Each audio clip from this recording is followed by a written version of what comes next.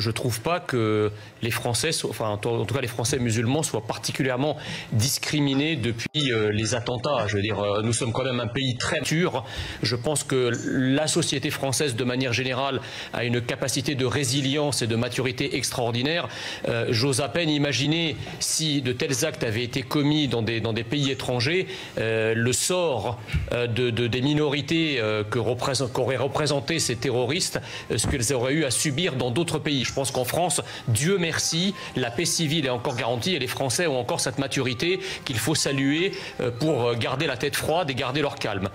Sur cette supérette, effectivement, force doit aller à la loi. Pour l'instant, c'est pas interdit de rentrer dans un magasin avec la tête voilée.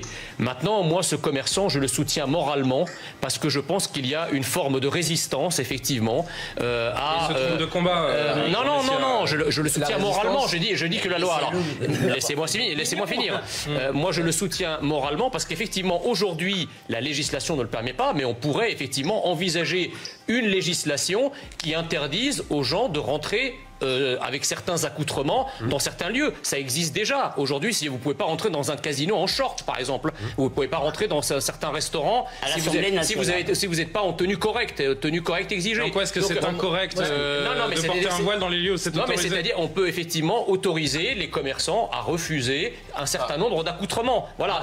Pour l'instant, c'est pas interdit.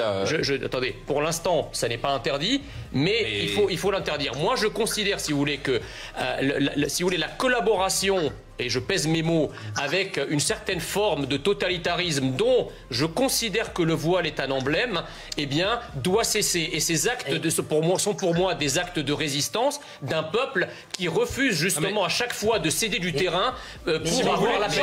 Si vous voulez vous intéresser, vous ne pouvez pas distinguer le voile religieux et le voile politique. C'est ça le problème. Mais dites ça. Mais pour moi, c'est toujours politique. Dites ça à Latifa Ibn Ziaten. Pour moi, c'est toujours politique. Exactement.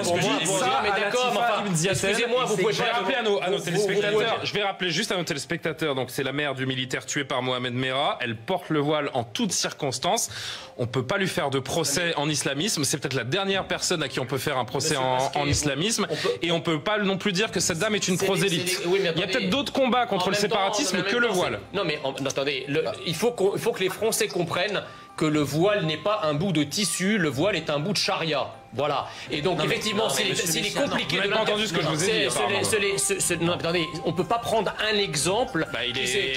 C'est pas l'arbre qui cache la forêt, si vous voulez. Voilà. C'est-à-dire donc, je termine. Et on va conclure parce que Robert Ménard nous attend. Je termine là-dessus. Je pense qu'il est très difficile, et je rejoins ce que disait Elisabeth Lévy il y a un instant, il est très difficile légalement de l'interdire dans l'espace public, mais on peut très bien l'interdire, par exemple, dans toutes les institutions des services publics, dans les conseils généraux, dans les préfectures, dans les mairies.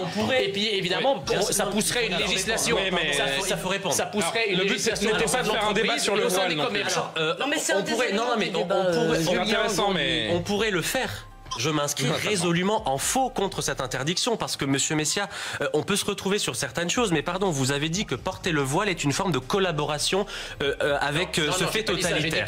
C'est ce que vous avez dit. Non, j'ai dit donc vous êtes en train d'associer l'impérialisme ou le suprémacisme. S'il vous plaît. Vous allez laisser parler. Non, mais parce que si vous voulez répondre, répondez à mon propos tel qu'il est. Moi, je dis qu'effectivement, il s'agit de collaboration lorsque on cède le pas à une forme de suprémacisme islamique qui se retrouve dans le vestimentaire et que le peuple français est obligé d'accepter pour avoir la paix. C'est ça la collaboration. Eh bien, moi, je vous dis que... Un dernier mot de Karim Ziabat et on passe à la suite. Je vous dis que je suis résolument opposé à ce qu'on interdise le port du voile parce qu'une fois encore, soit vous interdisez tous les signes religieux ostentatoires et là, on pourrait avoir le débat, je ne suis pas contre. Par contre, quand vous dites tout à l'heure la société française est résiliente et il n'y a pas de guerre civile, tant mieux. Sauf qu'avec ce genre de propos, vous êtes en train de pointer du doigt des croyants qui croient paisiblement, des femmes et des jeunes filles qui portent un voile qui ne signifie rien d'autre qu'une adhésion à la foi qui est personnelle. Eh bien, je crois... Non mais pardon. Non mais Madame Lévy, vous qui êtes féministe, si vous êtes pour que les femmes portent librement, s'habillent librement, vous devez savoir aussi accepter que certaines femmes font le choix librement de porter le voile. Le féminisme, ça n'est pas à géométrie variable. Et il faut là-dessus qu'on arrête ce débat.